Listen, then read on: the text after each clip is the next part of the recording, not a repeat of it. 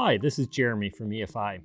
In partnership with TMS, we created a unique version of FireXF just for your workflow.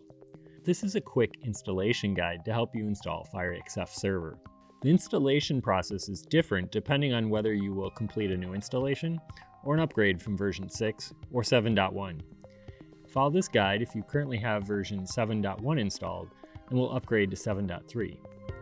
If you have any questions or need support during your installation, you can contact TMS support team directly, who will be happy to help.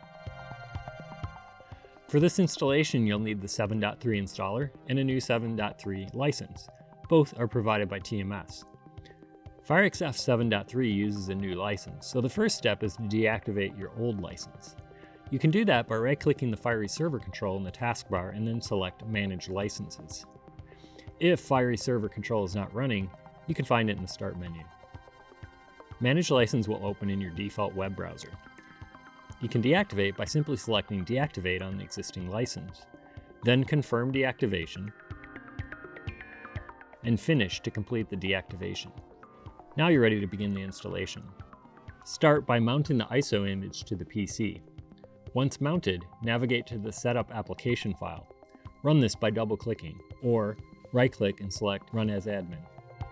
If it appears, confirm the Windows account control message, and Next to begin the installation. Be sure to confirm the default install location. Once the installer is complete, click Finish to allow the installer to restart your computer. After the restart, if the Windows account control message appears, just click Yes to confirm. It's now time to activate your new 7.3 license.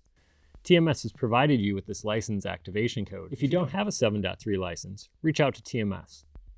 As before, you can access the license activation via Fiery Server Control and manage licenses.